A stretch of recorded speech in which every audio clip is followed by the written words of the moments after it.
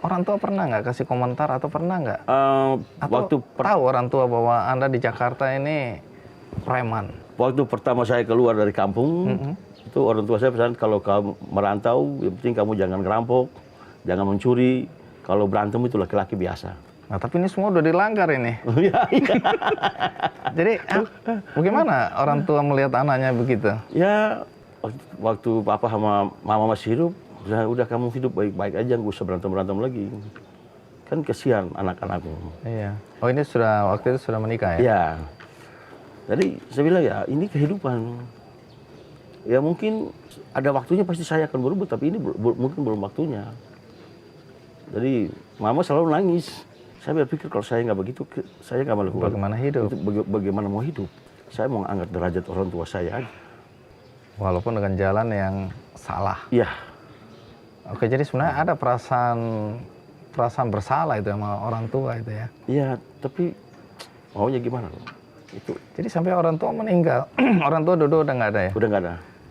Sampai orang tua meninggal pernah nggak ada menjelaskan kepada orang tua kenapa kehidupanku seperti ini?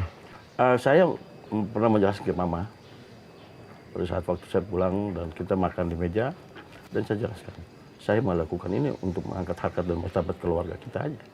Karena jadi orang miskin, dihina-hina. Saya nggak mau jadi orang miskin. Cukup saya miskin, tapi jangan anak-anak saya miskin lagi. Komentar mama waktu itu? Mama nangis.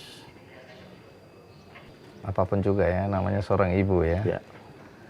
Oke, tapi dia bisa memahami. Ya. Walaupun sedih, tapi ya. Ya, mama cuma nangis. Ya biar udah. Kalau memang kamu lakukan itu, ya Tuhan juga tahu. Saya pikir Tuhan melihat hati manusia. Tuhan bukan melihat muka. Kalau ya saya memang dianggap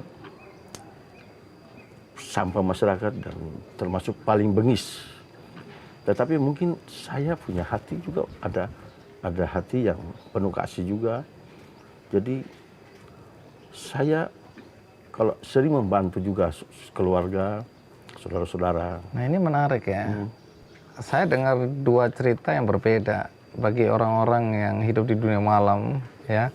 Nah, saya nggak tahu bagaimana kehidupan kontradiksi nih antara kebaikan dan ekstrim ini ya. Kebaikan yang ekstrim, kejahatan yang ekstrim. Kenapa bisa ada di dalam diri? Gini Bang, saya pada prinsipnya saya nggak pernah mau ganggu orang.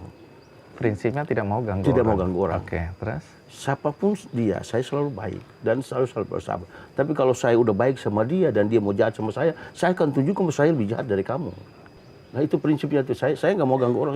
Siapapun saya nggak mau ganggu. Tapi dalam dunia hitam kan Anda misalnya diminta untuk kuasai tanah, diminta untuk bunuh orang, ganggu orang, tagih utang ke orang. Itu kan ganggu orang. Saya kalau untuk tanah saya nggak hobi.